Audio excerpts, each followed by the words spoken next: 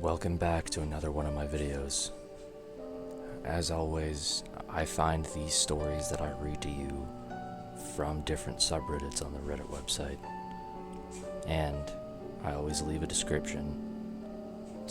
link in the description. So that way, instead of watching gameplay through the video, you can read along if you would like to.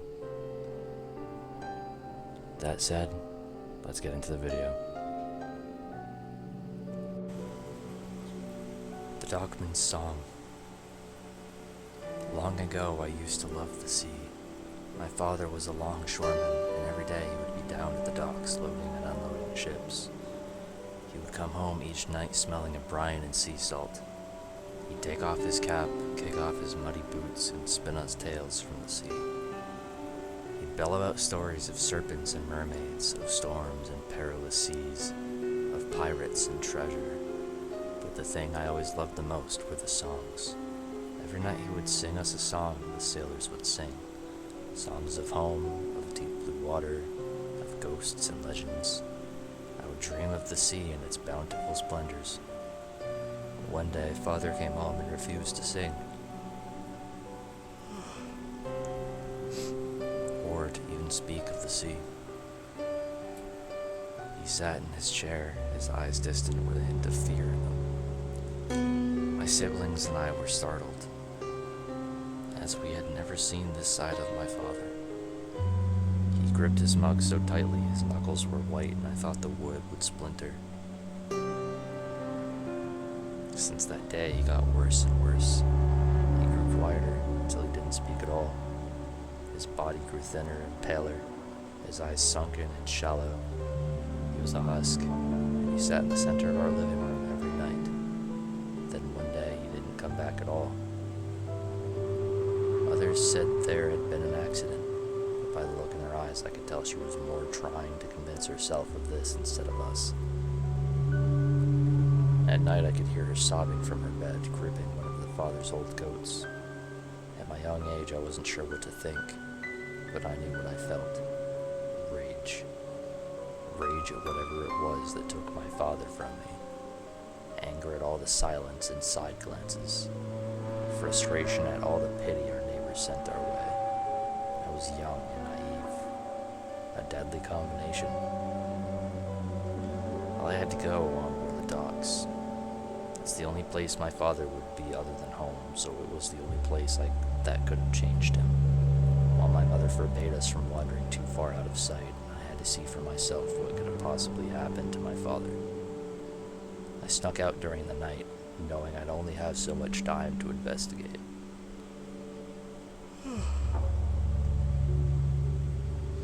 The light from the moon was bright, casting away the shadows of the night. But in some cases, it enhanced them. Long, spindly shadows reached out to me as I walked the quiet streets. I clutched the strap of my satchel, wringing it in my hands as my eyes darted from right to left. The town was silent, almost barren. It was as if all the people had left and nothing but empty buildings and ghosts behind. I swallowed my fear and pressed on towards the harbor.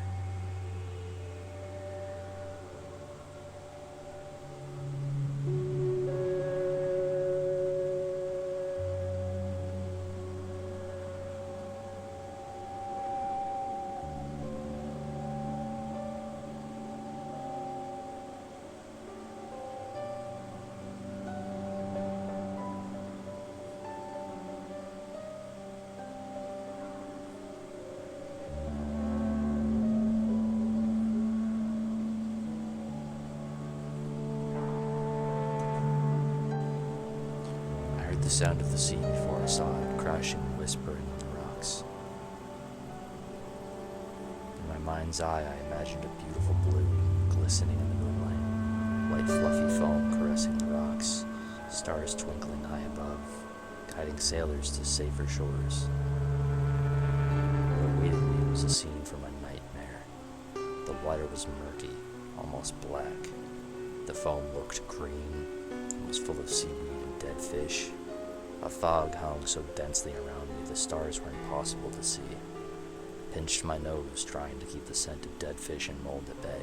If I could taste it, I stifled a gag, taking a small step onto the wet, sagging wood of the dock.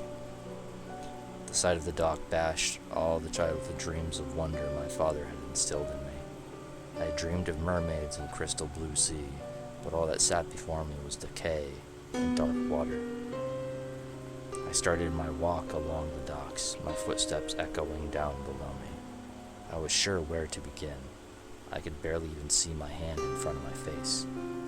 Moaning and creaking of wood echoed around me, and vague silhouettes of towering ships rocked just out of view. I could walk off the side of the pier and have no clue until I felt the freezing cold water. This place, this dark and horrible place, was where my father went to work every day. He got up, came here, and still managed to come home and tell us such magical tales of this awful place.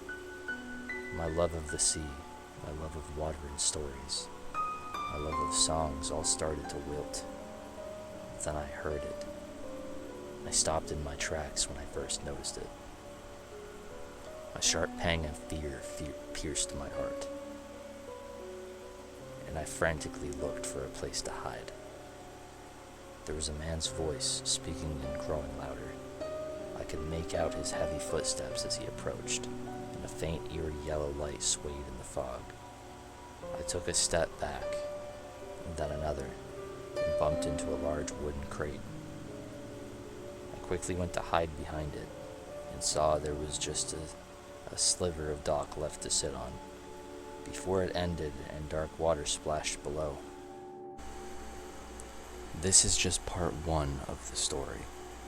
My editing software can't handle longer than a 10-minute video, so I'll be splitting this one up into 2. That said, I hope you enjoyed. I'll see you in the next one. Ciao.